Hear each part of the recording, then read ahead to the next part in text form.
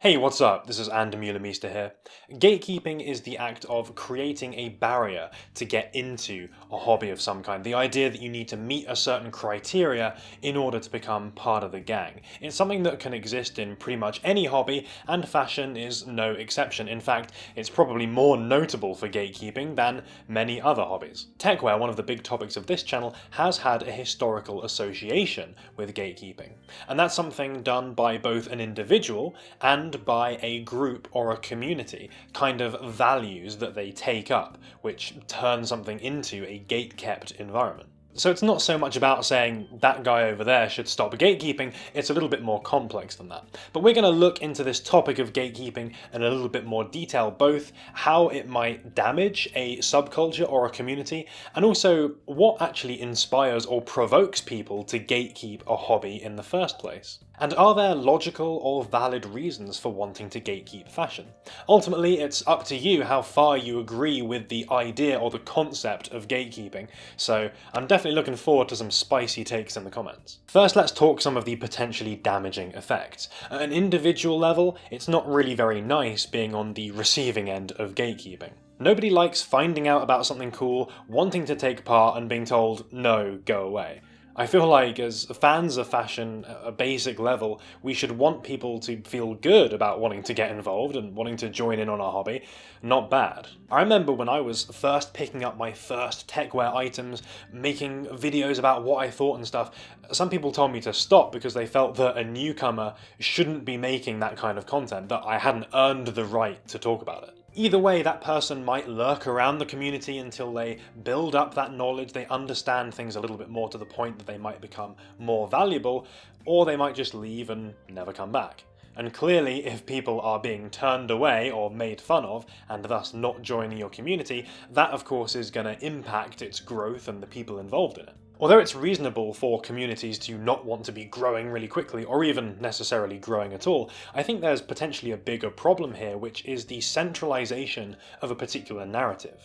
If you have veteran members, or in fashion, sort of the people with clout, if you want to call them that, talking about particular ideas or styles, if you don't have new people coming in to bring new ideas, those particular thoughts can end up becoming gospel and just proliferate entirely around the community. What you'll see then is, rather than a natural evolution or progression of things, stagnation, and people presenting the same kinds of uniform outfits over and over again because there is only a prescribed list of what is acceptable, and anything above that or outside that is just not allowed. I feel like this kind of thing happened in techwear a couple of years ago, where there was a really over-the-top narrative on having to justify the performance or the reason why you were wearing every single item, and it only felt like there were a few brands which were kind of allowed, and everything outside of that was deemed as costume because, well, it doesn't have water resistance or whatever.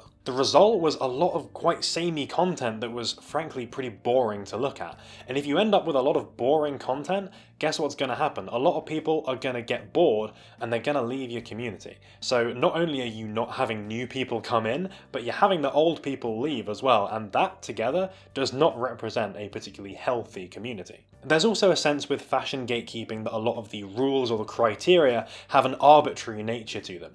With a lot of hobbies, there is a skill element involved. You know, you can't hang out with the cool kids at the skate park until you can make it down the stair set. Fashion doesn't really have that. Newcomers can theoretically buy and wear the same stuff as anyone else, and as soon as they put on that outfit, well, they're fundamentally doing the same thing as any of those would-be gatekeepers. You can't tray flip your acronym jacket down a set of stairs to show how good at fashion you are. It can feel in these cases like gatekeepers just want to keep new people out just kind of for the sake of it. It's a little bit old man yells at cloud, eyeing any potential newcomers with suspicion, like maybe they're not quite the right people for some kind of nebulous unknown reason. When that process gets out of control, no doubt it can affect the perception of that community, of its members being unwelcome, unfriendly, elitist, all of those kinds of words. And that can easily get to the stage where potential newcomers kind of see this behaviour from the outside and think, well, there's no real point getting involved. A, because these people don't really seem very nice, and B, there are so many rules and criteria that maybe don't make sense to me that there's just too many potential sort of hazards, things to fall over, so I'm just not going to bother. That's an easy way to potentially lose valuable community members before they've even shown up. That kind of arbitrary gatekeeping, of course, can be a bad look for the individual doing it and not just the community as a whole. If people see you trying to like kick people out or not let people enjoy some brand that you like for some reason, yeah, it doesn't really make you look that cool, I feel. Being nice to people, or at least being helpful, isn't always the easiest thing to do, but it's worth doing and everyone's better off in the end that way. So gatekeeping a hobby or a subculture can have negative consequences for the individual, for the recipient, and potentially for the community as a whole. So why do it? Bar the us versus them tribalism and not wanting other people in your secret clubhouse, let's take a look at a couple of different reasons that people might gatekeep and the validity for them doing so. First is the idea of protecting brand image. Obviously every brand has its own association with that, and that means that the type of person that likes wearing that brand is everything. To use a recent example, if I wanted to be interested in Arc'teryx, it might be because of that association with mountaineering and the outdoors and performance and all that kind of stuff. But what if it suddenly became the most hyped brand in the world and absolutely everyone wanted a piece of Arc'teryx? Well, the perception of that brand might change and that original association might be diluted or lost entirely. People might associate it with people who are just trying to flex or trend hoppers or stuff like that, and the existing members of the community might not really want that association, and they might not want people who take that kind of attitude invested in their brand or being part of their community. I do understand the logic of this approach to an extent. A brand or a subculture image is one of the big things that draws people in, so it makes sense to want to preserve that to an extent. And it's great to have a community that's full of like-minded people that have similar values and similar passions that can discuss this kind of stuff at an enthusiast level. So you want those newcomers to want to be involved and to discuss those similar things at a similar level too. However, this protective attitude is essentially a more nuanced version of I found this thing before it was cool and now I want to keep it away from everyone else so that I stay feeling special. It is possible for multiple reasons or multiple kinds of people to like something in tandem. To go back to that Arc'teryx example, there are plenty of genuine mountaineers and outdoor folk who couldn't care less how popular the brand is because it doesn't affect their ability to enjoy the performance that the brand gives. It was the fashion buyers who got into the brand more recently who were the ones most guilty of trying to gatekeep it from the other fashion buyers, and those fashion types were probably not the best representation of the core Arc'teryx community in the first place. Even with Supreme that became the hypebeast brand, even at its peak there was still that core community of people that enjoyed it as a countercultural skate brand rather than a display of status and wealth. The second potential reason is the minimum level of involvement, the idea that you need to have a certain amount of experience or a certain amount of items, particularly things from the right brands, in order to have the right to participate in a community. You know, it's the you must own this much Rick Owens to enter. The logic behind this is similar to the logic of people wanting to protect brand values. The idea that if someone wants to join a community, they have to be able to show the right kind of characteristics in order to be let in first. In techwear, this kind of manifests as when someone rocks up wearing the Taobao techwear stuff with all the extraneous straps and pockets and things like this, and kind of comes in with the attitude of like, well, I look the same as you guys, why can't I sit at the techwear table? To many enthusiasts, their disregard for something that's considered quite important in techwear, you know, that balance between genuine performance and utility and the aesthetic side, would mean that they are incompatible with the values of the community, and thus, nah, sorry, you're not coming in. This can often be where perceived elitism comes into play, because those brands or those particular garments which don't meet that minimum level are often cheaper than the canonical ones, the ones really at the core of that subculture. It's like the Wish version of a subculture's brand of choice. But I suppose it's hard not to feel the victim of elitism if you take techwear as an example. If you're a newcomer, you don't know the difference between cooltechwearshop.net and a more established brand, it might feel like the narrative is cheap brands, they're bad, they don't count, you have to buy the expensive ones in order to be accepted. I don't necessarily think that's true, it's not about spending money as such, but I definitely understand why people would perceive things that way. This attitude might keep the community cohesive to an extent and help people to understand why certain brands or certain characteristics or styles are valued above other ones. It also ensures entrants to a community are genuinely enthusiastic and want to get involved at enthusiast level, not just fashion tourists who want to steal his look without much thought or rationale. I also think techwear to an extent, unfortunately, is a subculture where the cheaper brands which still embody all of those values are relatively rare.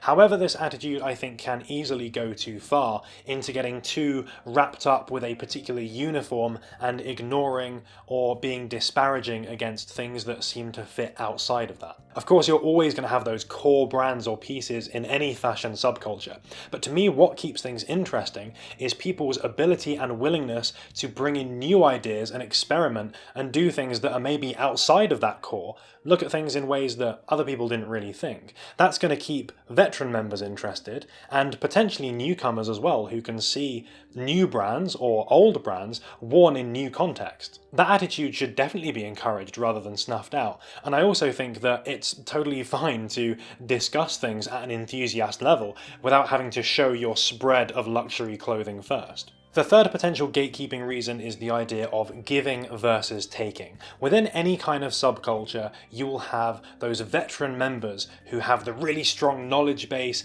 and are the ones that provide that through, content or answering questions, providing information, that kind of thing. Really sharing that knowledge with other people. And then at the other end of the spectrum, you will have the relative newcomers who are the recipients of that knowledge. Gatekeeping can occur here where this balance is perceived to be off, where the newcomer is being too demanding, asking too much of the rest of the community and not being able to provide or not wanting to provide anything in return. This can be quite a frustrating experience for both sides, and of course also result in those newcomers being turned away. Part of the reason people gatekeep this way is through a sense of trial, that idea that, well, I had to find all the information and the knowledge myself the hard way, so people asking the newbie questions is perceived as them trying to take the easy way in and not going through the same process that the veterans did. That's definitely something that existed in techwear. It felt like information was super decentralized among all kinds of different places where you would get little bits of information but not quite the whole picture. And that's kind of why I started this channel, to be honest, where as I was learning and picking up more about this stuff, wanting to kind of share that with other people, essentially. And I don't think this represents a very good way to gatekeep. I don't think there's anything wrong with providing resources to help people learn stuff and pick up information more easily. Nor do I think it makes you a better community member having to trawl back through forums and image boards from however many years ago trying to pick up information. But that said, where these resources do exist, it makes sense for newcomers to want to explore those, to seek them out, and use them to gain a better understanding. Doing that shows their interest is genuine and that over time they might become the kind of person who too is able to discuss things at an enthusiast level and contribute in a positive way. Not everyone does this though, and very vague questions or demands for information can be exhausting to veteran community members. Looking through techwear stuff, for example, I've seen a whole bunch of times people will just ask, what are the best techwear cargo pants, for example, but they're not necessarily interested in finding the genuine answer. They don't want to know about all the different kinds of brands and styles and different reasons that make all kinds of different things good. They just want to know what will get me the most techwear points. And I'd say that attitude in any fashion subculture is not really a very valuable one. And having the community try to answer those kinds of questions over and over again can burn people out in the end. My opinion on all of this is ultimately the act of gatekeeping, of creating those kind of arbitrary rules or criteria for someone to be accepted into a community, can end up proving damaging to it. And being a fan of something doesn't mean you have ownership over it, or should be preventing other people from wanting to get involved. It's okay for other people to like things, and to like things for different reasons to you. However, this process does work two ways. I think as a newcomer to something, it's really valuable to want to be able to understand more and to approach things with that open mindset where you're willing to learn new things. Like, to go back once again to that Arc'teryx example, it's totally fine if you're just hearing about Arc'teryx now and you're only just thinking, yeah, that would be really cool if I owned one of those jackets.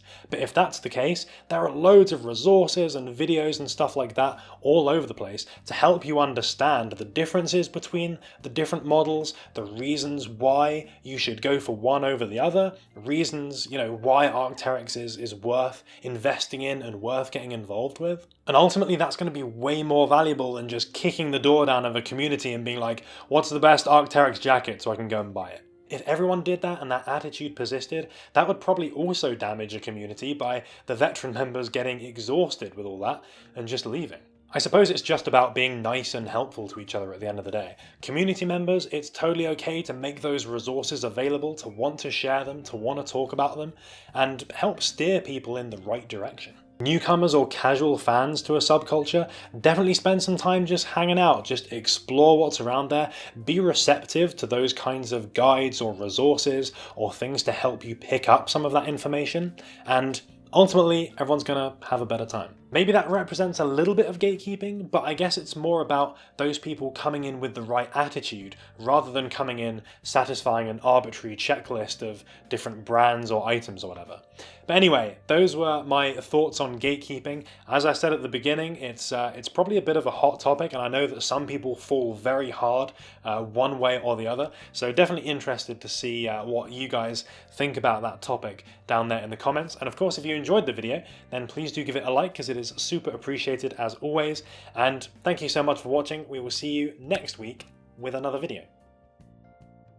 Shout out to Reggie from The Casual. When I was scripting this video and kind of putting everything together, I saw that he released one that was about different things that fashion lovers hate. And he put gatekeeping as one of those things, which I thought was kind of funny because, yeah, a lot of fashion lovers hate that, but fashion lovers also love gatekeeping people as well. So I guess it kind of works both ways. Shout out to Roy for Days, who pretty much nailed that attitude with the Arc'teryx fashion buyer. Thanks for making it all the way to the end of the video. If you want to catch some more, there's going to be links going up at the top. And if you haven't subscribed yet, there's going to be more techwear content coming out every single week. And you can hit the button and you can do that. You can be a subscriber. Cool.